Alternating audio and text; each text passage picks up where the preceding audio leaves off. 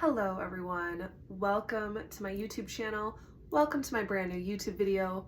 My name is Mia and I am so happy to be here today with a brand new video reviewing something new. So if you haven't noticed already, I love reviewing books, I love reviewing movies, any pieces of art that truly move and touch my soul, I love doing reviews. But this one today, doing something a little bit different, I am reviewing a show that is currently on Netflix. It is called Keep Breathing. I highly recommend, and before I get into why, I do want to put two things out there.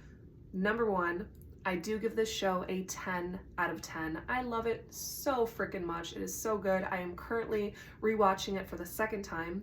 And secondly, I want to put out there and let you know there will be spoilers. So, spoiler alert, spoiler alert, spoiler alert. Once again, this is my disclaimer letting you know if you haven't seen it already and you really do want to just turn on Netflix and go to the show right now and have me not spoil it, then goodbye. Check your next video. Check out my YouTube shorts. I do a lot of fun, quirky, artsy things on my channel. But either way, thank you so much for being here, and let's get into why. Why do I love this show so much? Why does it resonate with me? Okay, so firstly, this show is 6 episodes long, and I personally think it's great for female survivors of dysfunctional families or of childhood trauma. I personally connect so hard with the story's protagonist named Liv. And of course, her name is very symbolic for the theme of the entirety of the show. It really, truly represents her name, and the show itself represents the will to live. If one has the will to live, they possess qualities like resilience, strength, perseverance. Liv displays and exhibits all three of those. Once again, resilience, perseverance, and strength. So much strength and so much bravery on her part to keep on going, despite the fact the show starts with her plane crashing in the Canadian wilderness in the middle of nowhere. Personally, if I just went through a plane crash, I would need my brain would need 7 days to even process the fact that my plane just crashed. And I just watched 2 dudes die. I watched the pilot die, I watched my new friend die. I personally am very sensitive. I would need 7 days, and again, I would probably die. But I would need so much time to even process the fact that I was in a plane crash, and the fact that you watch Liv quickly process it and quickly get into survival mode and start fending for herself, start hunting for berries, start figuring out how to boil water. She ends up boiling water with a metal chunk of the airplane.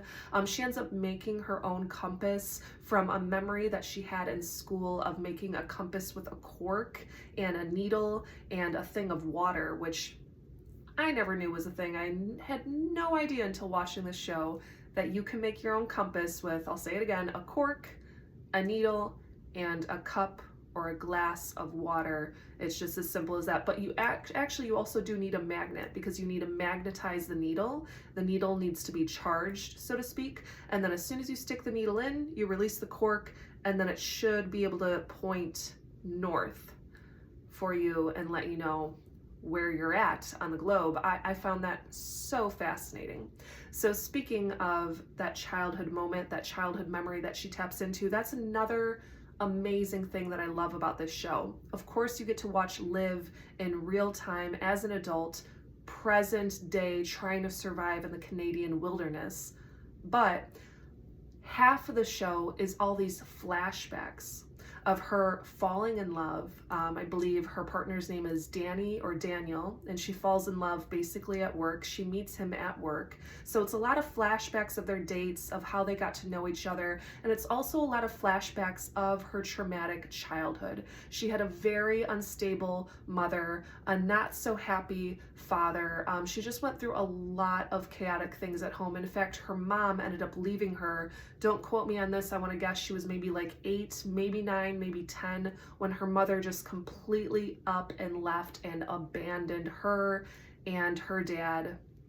They were abandoned. So she went through severe childhood trauma, neglect, abandonment. She didn't face poverty though. You could see through her family upbringing, they were all pretty much middle class. You never saw her struggle for food or water, except on the rare occasions that her parents weren't feeding her because her parents were just so caught in their own emotional turmoil, and especially her mother. I want to assume her mother had bipolar disorder, because at one point you see there's a pill bottle and it says lithium on there, and in one scene you see her mother driving really erratically, really crazy on the road, almost crashing, and then poor young innocent Liv has to look over at her mother and ask her, "Are you okay?" So you could see like Liv basically around that age becoming the parent. She could tell she's conscious enough, mindful enough of the problems at home. She starts to become like a mother at a very young age, which is sad. Which also brings me to my next point in the next part of the review, but I'm going to take a pause. I want to make sure I'm not forgetting anything. Nope. And I also just, again, want to put in those pauses because I just unloaded a lot of information and your brain is probably catching up as you listen to this. Okay.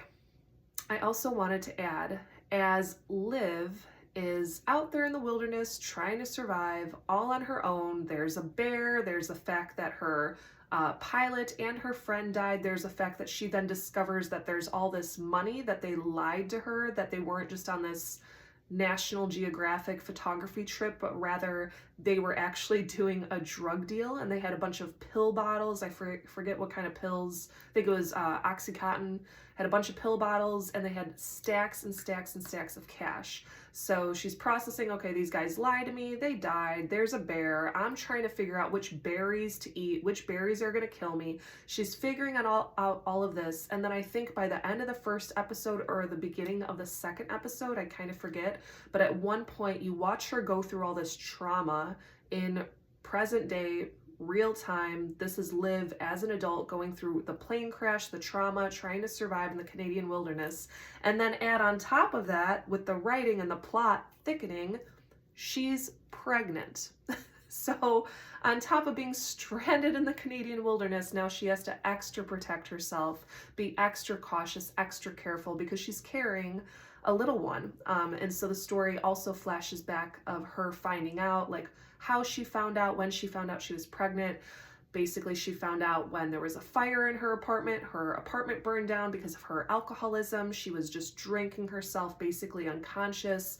So you see that even though her childhood is behind her, it's still very much a part of her, because A, she keeps on flashing back and processing her childhood.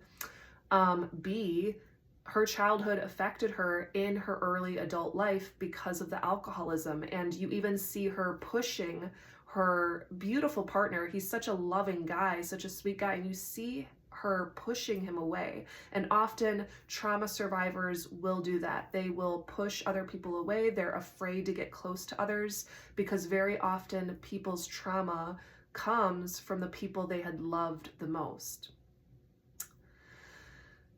So lastly, I want to say once again, this show is amazing. It's going to be really, really great, really healing for any female survivors out there, any survivors who have survived a dysfunctional home, childhood trauma, addiction, alcoholism.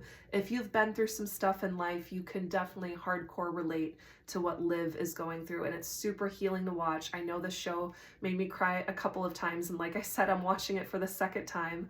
And then lastly, I wanted to bring up this idea of the hero's journey.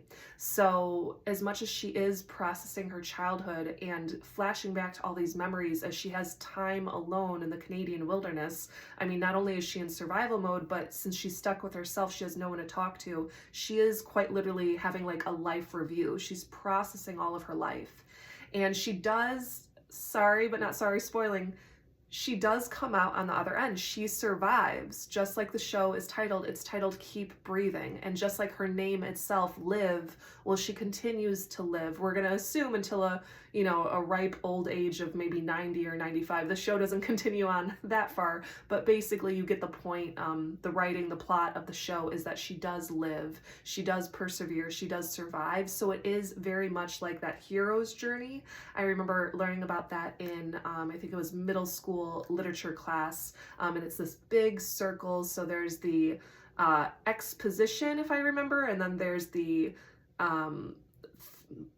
plot thickening, and then there's the conflict, and then there's the closing conflict, or so it's like rising conflict, closing conflict. But anyway, it's this big circle that the protagonist has to go through, but ultimately comes out okay and comes out on the other end more wise, more mature, having learned life's lessons. That's truly what I get the sense of when I take this show in, when I breathe in this show while watching it for the second time. I'm like, this is the epitome of the hero's journey. She's going through this soul journey, almost like this spiritual journey, as she's trapped in the Canadian wilderness, fending for herself.